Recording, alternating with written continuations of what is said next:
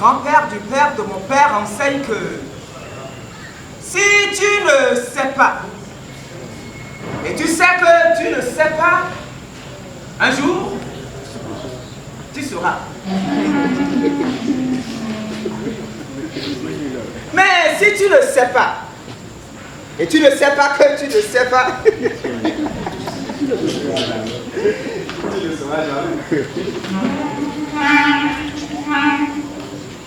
mais si tu sais,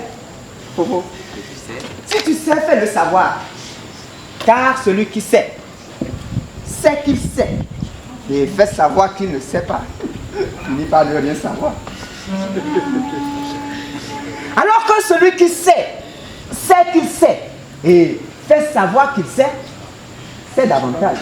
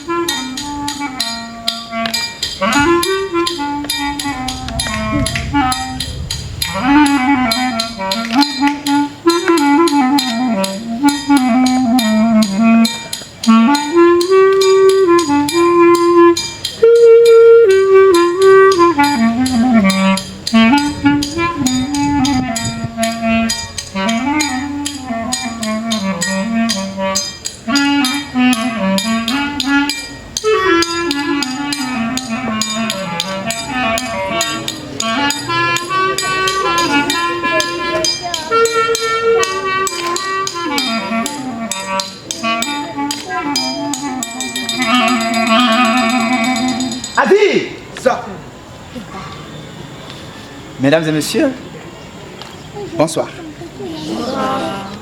Bienvenue au rendez-vous du donner et du recevoir. Ici, ça donne et ça reçoit. Et pour le peu de temps de voyage que nous aurons à passer ensemble, moi, je vous donne ma bouche et vous me donnez vos oreilles. Ça peut aller? Oui. Puisqu'on dit chez moi que la parole est une pomme qui se mange à deux. Une partie pour celui qui parle et l'autre partie pour celui qui est...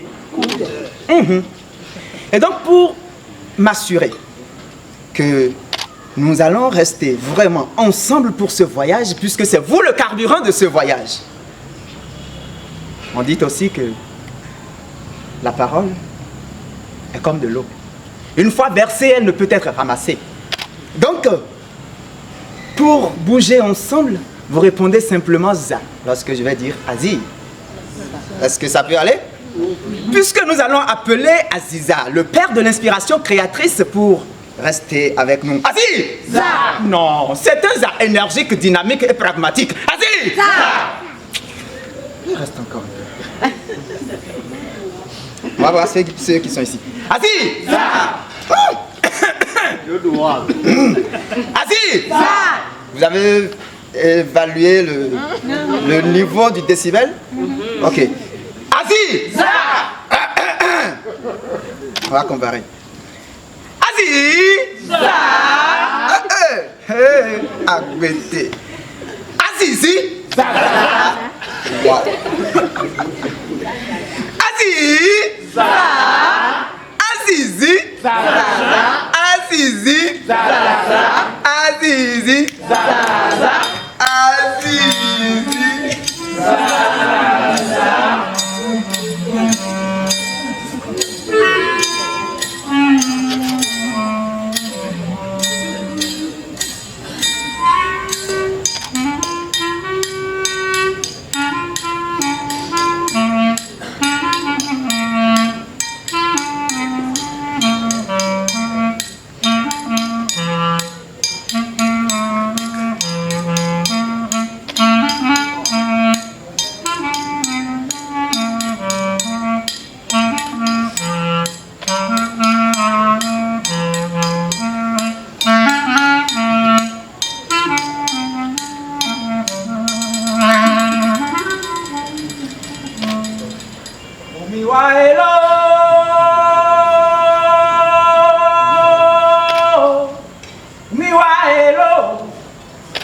Omiwae, Afugbalaku Mandokwe. Omiwae lo, Omiwae lo, Omiwae, Afugbalaku Mandokwe. Omiwae, Kusumunowa Lomantingo. Omiwae, Afugbalaku Mandokwe. Omiwae, Kusumunowa Lomantingo. Omiwae, Afugbalaku Tralakuru. Omiwae, Kusumunowa Lomantingo. Omiwae, Afugbalaku Mandokwe. No! Omiwae lo, Afugbalaku Mandokwe. Omiwae lo, Afugbalaku Mandokwe. Omiwae, Okusumowa Lomantingo. Omiwae, Afugbalaku Mandokwe. Assis! J'ai voyagé dans l'espace. J'ai marché dans l'espace. Traversé l'espace, mangé dans l'espace pour ramener les belles histoires abandonnées dans l'espace depuis la nuit des temps. Hello, Omiwae, Afugbalaku Mandokwe. Assis! J'ai prêté le temps au temps. Arraché la parole au temps pour ramasser les sagesses du temps d'attente, du temps d'entretemps où vous et moi n'étions pas encore nés. En ce temps-là, le temps ne comptait pas encore si tant. En ce temps, le temps était encore dans le temps. Les Yoruba disent Irawe Kopinladjole Kosmoke. Pour dire, quand l'heure sonne pour la feuille de descendre, plus rien ne peut la retenir.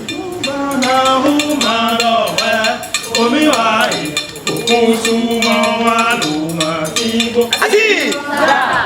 Mesdames et messieurs, la parole a décidé et prête à descendre. Au commencement, au début du temps et du vent, l'univers était constitué de l'air, de l'eau, du feu et de la terre. Les seuls occupants de la terre étaient la lune, le soleil, les animaux et les végétaux. La lune et le soleil vivent ensemble plus que des frères. Ils font tout ensemble. Ils mangent ensemble. Ils dansent ensemble. Ils dorment ensemble. Ils font ensemble. Eh bien, ils étaient pourtant opposés l'un de l'autre. La lune, d'un naturel très calme, très tendre, alors que le soleil est d'un naturel très chaud, très bouillant et dégage une très forte chaleur. Quand arrive le moment, ils font sortir tous leurs enfants, puisque la lune dispose d'innombrables petits, de même que le soleil. Quand arrive le moment où tous leurs enfants sortent, la chaleur devenait insupportable pour les êtres vivants de la terre.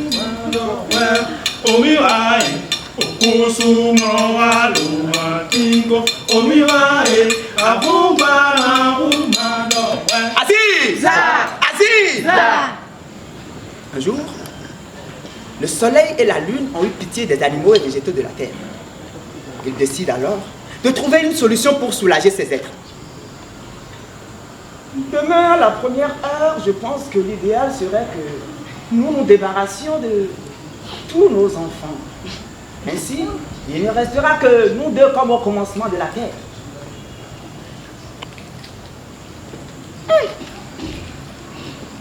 Et nous allons redevenir seuls. Ce n'est tout de même pas mauvais comme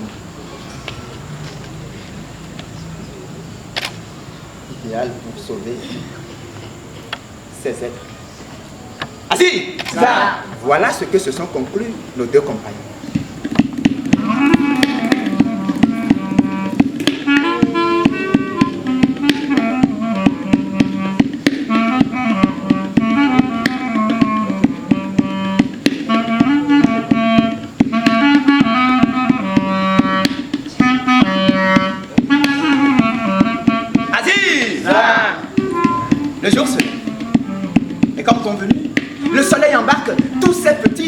un grand sac.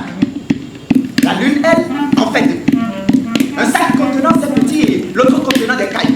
Elle l'a caché très loin quelque part, le sac contenant ses petits, et quand l'heure est venue, elle jette le sac de cailloux dans l'océan pendant que le soleil jetait tous ses petits.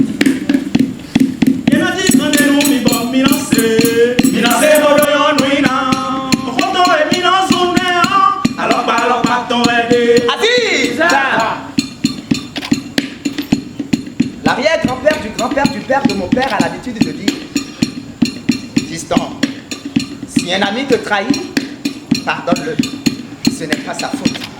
C'est d'essence. C'est un péché originel dont nous avons tous hérité. C'est qu'on n'aurait pas boire quelqu'un. Si un escroquier tient une marchandise qui ne s'équilibre pas sur sa tête, ce n'est pas la faute à sa tête. C'est depuis le bas. Amu kungwe. Allo olori. Isale le utiwo. Fonto yenzungo. Saluroto uzukulo tonumi. Fonto. Nakale wa mo kami bone. Oh, ni kule borodo pole. Amasosi zoni bodire. Fonto. Aito gede me yare. Atanu wa kami bo. On va prendre les yamele. Fonto. Nakale wa mo kami bone. Onyo elore. Wadi kumami leke. Ore. Bo se semini. Oro ajo soa. O tumunche. Ọmọ àrékérekè bọ̀. Ibi ló ṣe mí. Tí mo fi wá ta fèlèfèlè. Ọ̀rẹ́ o. Bó ṣe ṣe mí. Fonto.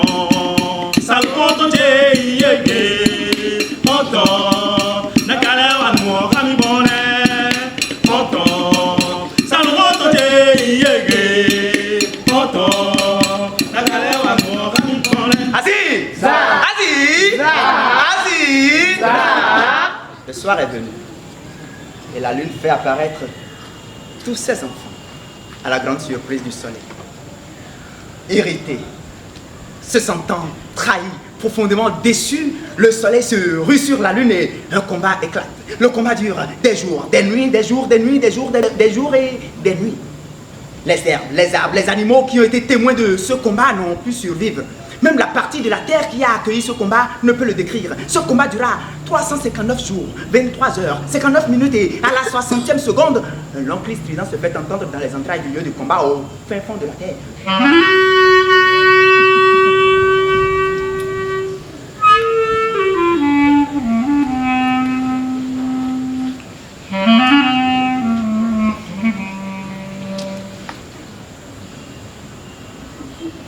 Un long silence, puis le noir.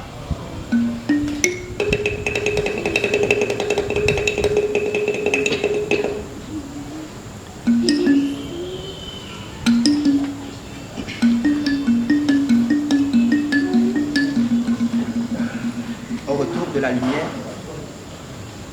c'était du vide. Le soleil et la lune sont renvoyés de la terre et sont partis là-bas, très haut dans le ciel, d'où ils sont restés depuis ce jour jusqu'à aujourd'hui. Et désormais, ils sont séparés par le temps et par l'espace. La lune, ne pouvant apparaître que la nuit, sort avec tous ces enfants qu'on appelle aujourd'hui les étoiles. Chez nous, en Fombé, on les appelle Sonvi. Son qui veut dire lune, vie qui veut dire enfant. Son vie, enfant de la lune, ce sont les étoiles. Le soleil, quant à lui, ne pouvant apparaître que le jour, brille de toute sa force, de toute sa puissance et de toute son énergie dans l'intention de sécher l'eau et de récupérer ses enfants. Quand il échoue, il tente de plonger dans l'océan pour les rejoindre, mais limité par l'espace, il est obligé d'aller se coucher les soirs au crépuscule. C'est pour ça, si vous levez les yeux vers l'ouest, vous constaterez le soleil paraissant très proche de la terre. Posez-lui la question, il vous dira qu'il cherche ses enfants. Et puisque vous ne pouvez pas le voir pour lui poser la question, vous êtes obligé de croire à cette belle histoire que je suis en train de vous raconter.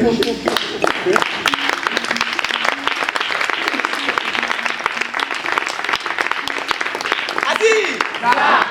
Puisque ces enfants les enfants du soleil se sont déjà adaptés à l'eau et sont devenus les poissons que nous mangeons aujourd'hui.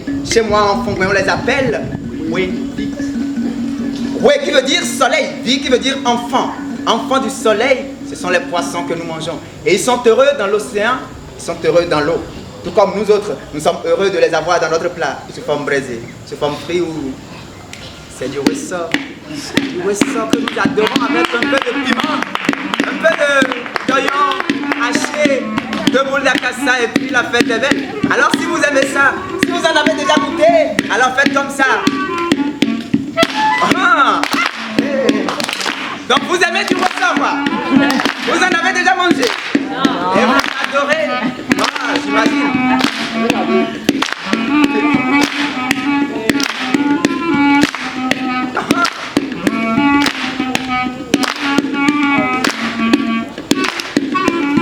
Sonja, Milana, Canano, Sonja. Sonja, Milana, Canano, Sonja. Sonja, Canano, Sonja. Sonja, Canano, Sonja. Les poissons sont heureux dans l'eau. Oui, dans l'eau, dans l'océan, puisque au commencement, l'océan, encore appelé Aoyo, était le seul plan d'eau qui existait. Et au début, il était calme. À Oyo, l'océan était calme et il n'était pas salé. Il ne se déplaçait pas, ne faisait pas de vagues.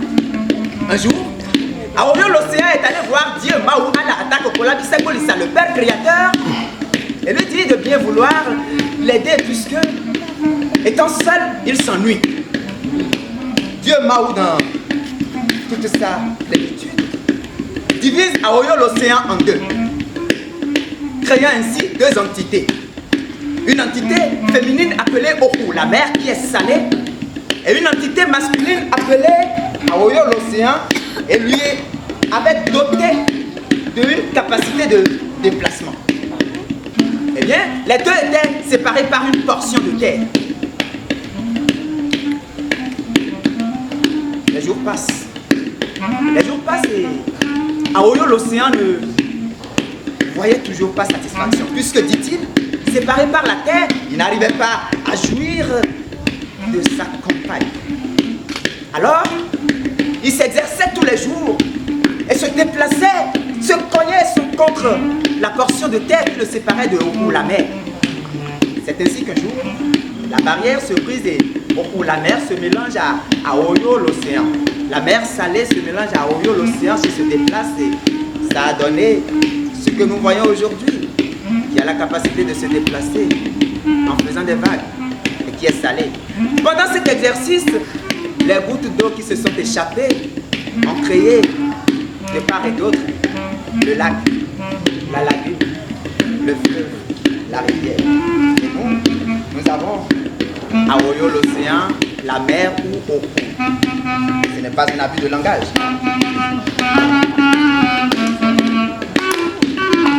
Sonja, Canano, Sonja. Sonja, Canano, Sonja. Sonja, Canano. De l'autre côté de la terre, à l'endroit où a lieu le terrible combat entre la lune et le soleil, sont apparus deux êtres. Un petit arbre et un petit animal. L'animal se déplaçait sur deux pattes, pas comme un oiseau. C'était plus avancé qu'un singe. C'était le plus avancé de tous les êtres vivants de l'époque. On l'appela être humain. Le tout premier être humain de la terre que l'on nomma Béton. Béton, le père de la vie.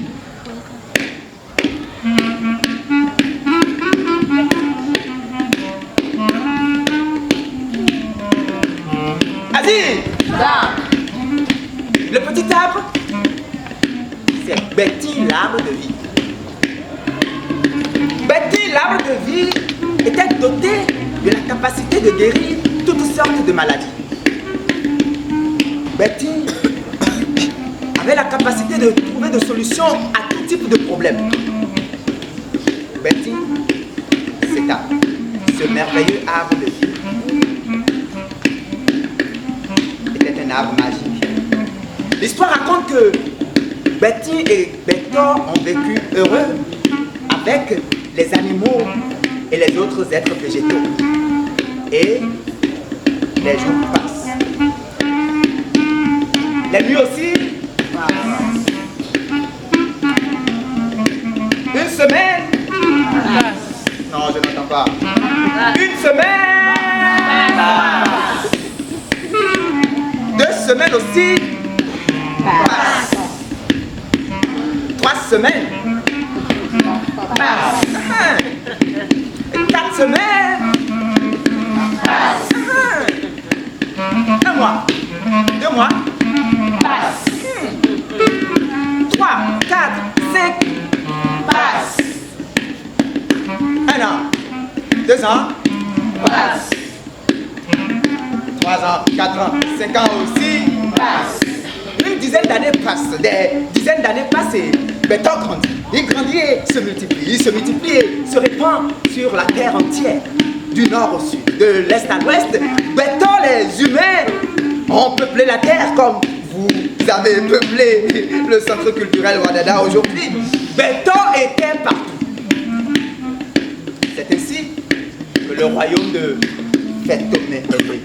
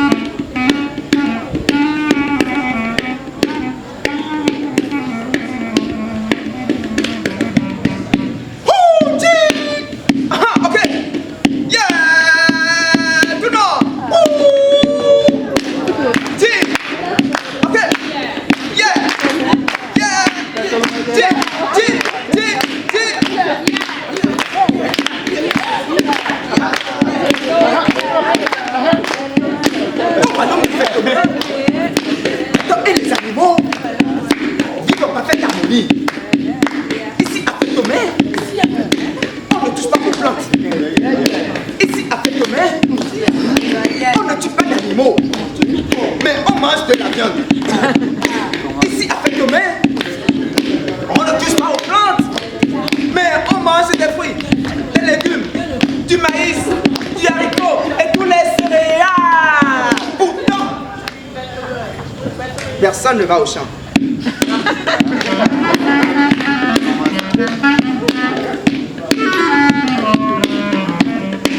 Le royaume de Fettomé est un royaume exceptionnel. Tous ceux qui entendent parler de Fettomé ont envie d'aller à Fettomé. Tous ceux qui viennent à Fettomé ont envie de rester à Fettomé. Tous ceux-là qui restent à Fettomé ont envie de mourir à Fettomé. Tous ceux qui meurent à Fettomé ont envie d'être enterrés à Fettomé. Bref, Fettomé est un royaume merveilleux. Parce que ici à Fettomé, c'est la joie, c'est la paix. C'est la paix, c'est la joie, c'est la vie, c'est l'amour, c'est la paix, c'est la joie, c'est la vie, c'est l'amour, c'est la paix, c'est la joie, c'est la vie, c'est l'amour. La convivialité la plus enviée de tout l'univers. C'est un royaume magnifique.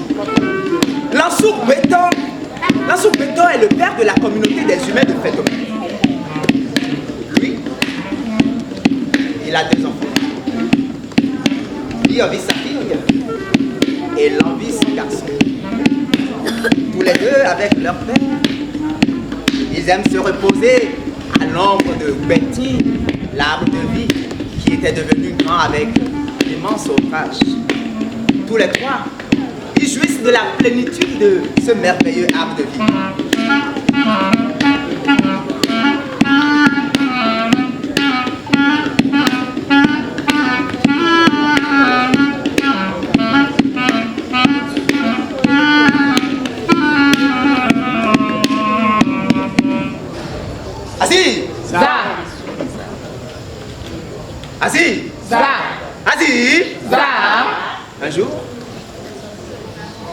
Lansou Beto, le père de la communauté des humains de Faîtomè, a eu envie de manger un bon rôti d'éléphant. Il est allé voir le père de la communauté des éléphants, puisque ici, les humains comprennent le langage des choses et les choses comprennent le langage des humains. Il est allé demander au père de la communauté des éléphants de bien vouloir lui offrir un membre de sa communauté un repas. Étant donné que ceci était contre le principe naturel de dégustation de viande à Faîtomè, il n'optait pas bien de cause.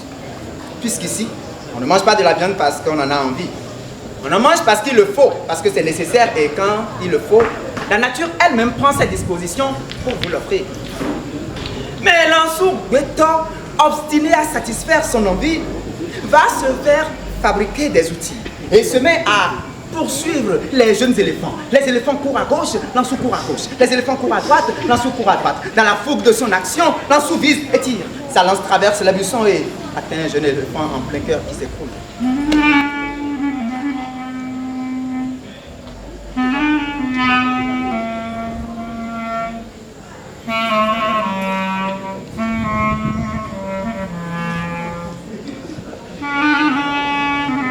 C'était la toute première fois dans l'histoire de la Terre qu'un humain se rend auteur de la mort d'un animal. Eux, qui sont censés les protéger.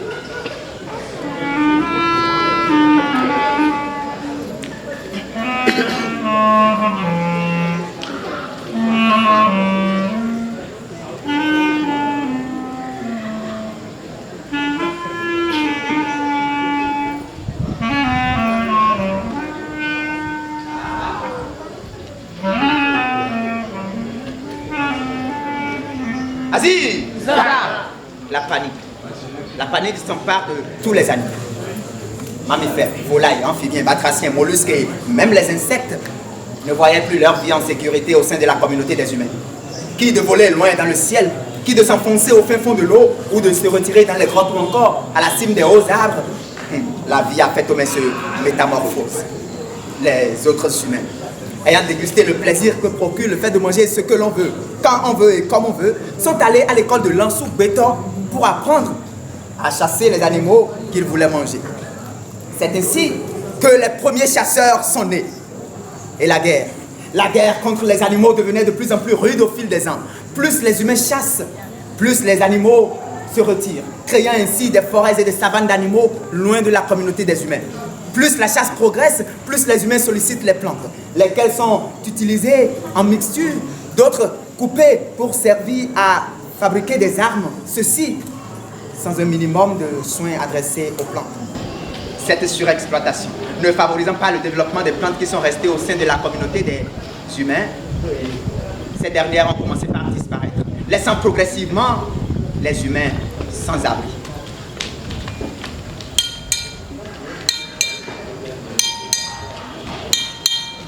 Des bandades dans le rang des humains. Les herbes, les arbres, les plantes, les feuillages qui les protégeaient le jour contre le soleil, le soir contre la pluie, la nuit contre le froid ne sont plus à leur portée.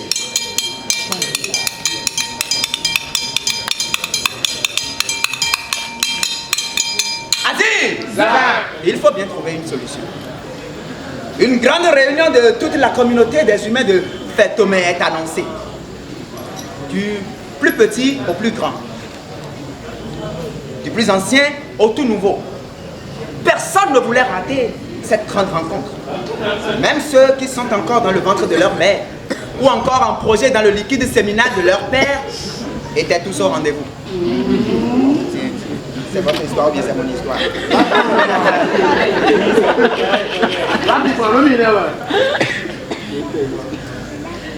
Ma grand-mère a l'habitude de dire: si tu vas dans un village et tu rencontres un chef du village qui est chauve, retourne sur tes pas. Ce n'est pas un village sérieux. Puisque un chef, ça porte un chapeau.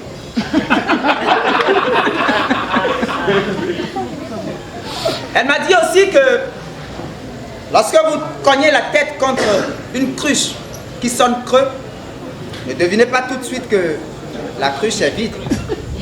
C'est peut-être votre tête qui est vide. Elle m'a dit que celui qui crache en l'air doit s'attendre forcément à recevoir des crachats au visage. De discussion en discussion, les humains se sont convenus de se construire de nouveaux abris.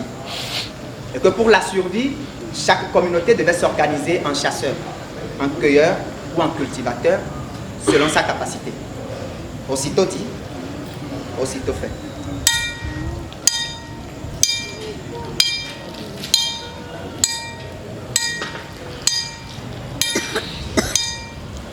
Et le travail a commencé. Les femmes, les hommes, les enfants, les jeunes, les adolescents, les vieillards, même les personnes en situation de handicap, tous s'étaient mobilisés pour construire la belle cité des humains. Le travail était bien structuré, bien organisé.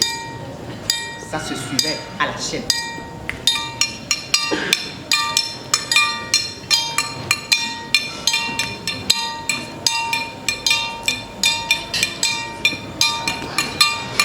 Dans la forêt, on coupait les arbres. Les plus petits, les plus grands, les plus robustes, les plus géants, les plus lisses, les plus droits. Le travail se faisait normalement. Et puis, très rapidement, l'environnement se métamorphose. La demeure des humains est créée. De belles toitures par-ci, de très belles architectures par-là, des bungalows de l'autre côté. Elle se distingue désormais de la demeure des animaux terrestres qui est la forêt et de la demeure des animaux aquatiques qui est l'eau. C'était bien. C'était bien et c'était beau.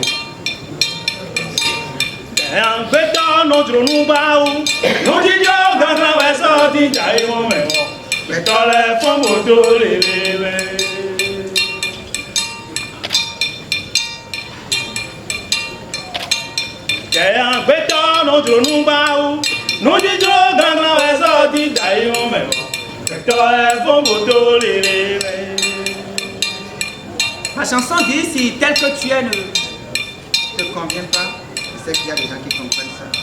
Ils vont me dire que c'est faux, n'est-ce pas? Ce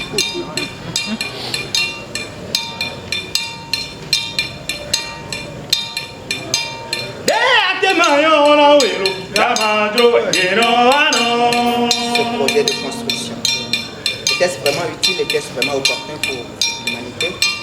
L'histoire nous le dit.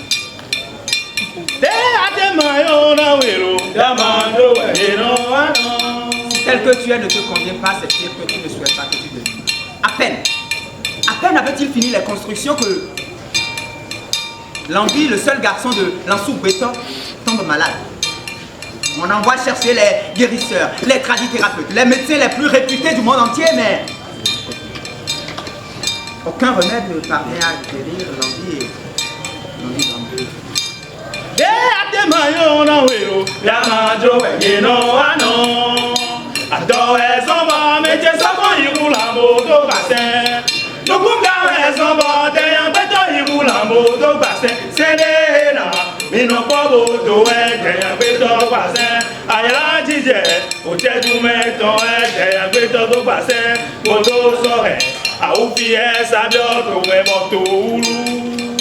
Aucun remède ne parvient à guérir l'envie et l'envie doit mourir. Lansou Béton, ne voulant pas perdre son enfant, court, s'enfonce dans la forêt et implorer le génie de la forêt.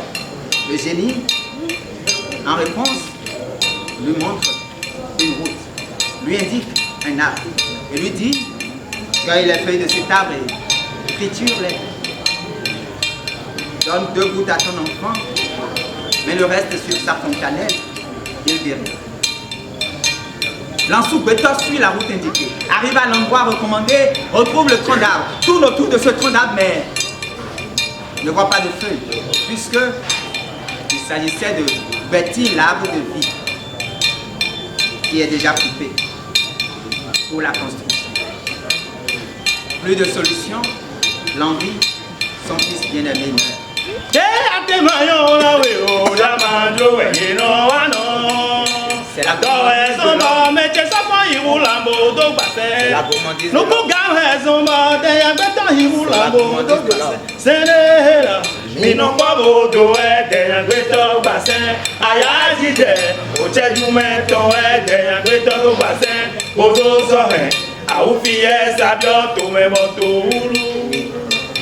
C'est la gourmandise de l'homme qui lui a fait briser le pacte.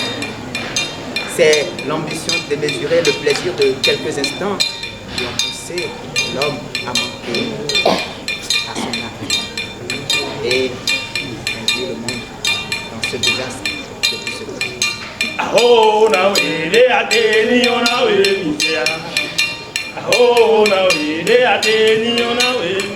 Intrigué, plongé par le décès de son enfant, Lansou Gwetor va chercher son arsenal de chasse, s'enfonce dans la forêt et commence par tirer sur tout ce qui bouge. De la petite fourmi au gros éléphant, du géant aigle dans l'air au petit roitelet, aucun animal ne manquait à son tir. Le génie, intrigué par le massacre que perpétrait Lansou Gwetor, lui intime l'ordre d'arrêter. Obnubilé par sa salle de zoï, Lansou n'entendait pas raison. Alors le génie, par une parole magique, appelle Diovi, la seule fille de Lansou Gwetor, la transforme en une belle et jeune biche qui se met à courir à travers les bois. La biche atteint le fusil de Lansou Gwetor et d'un seul coup,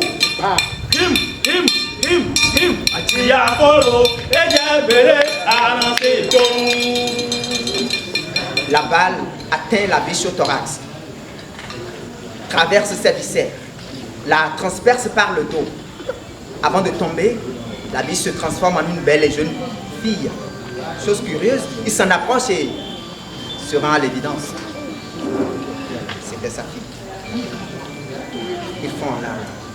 Oku etemi kawanwe. Oku etemi kawanwe. Oku etemi kawanwe. Osale kwedo ou me viveye. Lansou Gwetor fond en larmes et entonne une chanson qui dit: oh la mort, que t'avons-nous fait? Que t'ai-je fait pour que tu viennes m'arracher mes personnes les bien-aimées? Puisque il venait de tuer sa fille après avoir perdu son garçon. Voilà qu'il n'a plus sa fille Diovi. Son héritier l'envie. Les animaux apportaient du ventre, ainsi que l'harmonie avec la nature, et lui offrait la flore. Et il se met à se plaindre. Assis!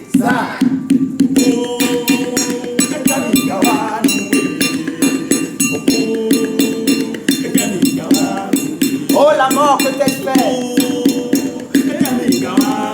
Que t'ai-je fait pour que tu viennes m'arracher mes personnes les bien-aimées? Ainsi se plaint Lansou Gwetor.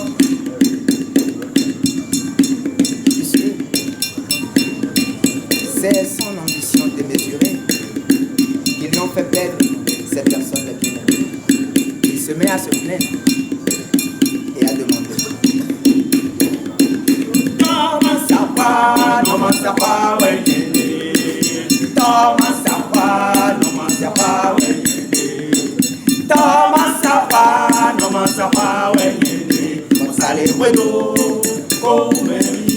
depuis quelque part, nulle part, j'entends soudain la disparition de mes personnes les bien-aimées.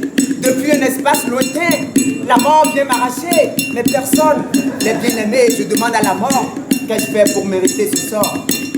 Et à la mort de répondre: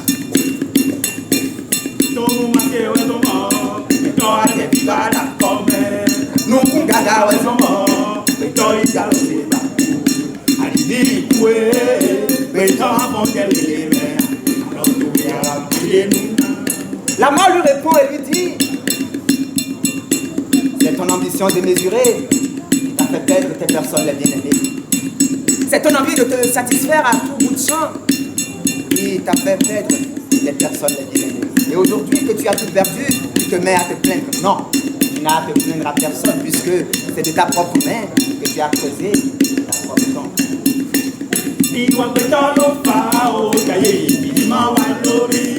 Iwa betoro fari awako iko kusabwa. Idisi taye iwa binu. Aweda wanta pele pele. Idisi taye iwa binu. Aweda wanta pele pele. Eh bien, ce sont les comportements de l'homme qui fait renvoyer les animaux et les plantes. Ce sont certains de nos actes qui détruisent la nature. Et aujourd'hui que la nature est fâchée, nous nous mettons à nous plaindre. Non, nous n'avons à nous plaindre à personne puisque c'est de notre propre main que nous avons creusé notre propre nom.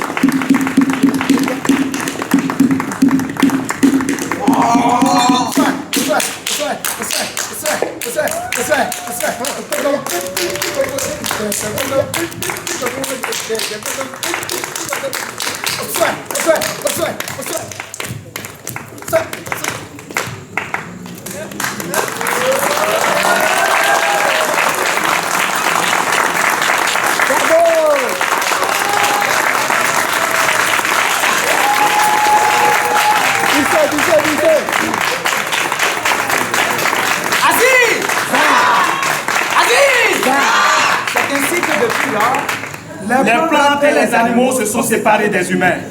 Et nous autres, vous, moi, nous avons hérité de ce monde à catastrophe de tous les maux et de toutes les maladies dans lequel nous vivons. C'est notre course vers l'enfer.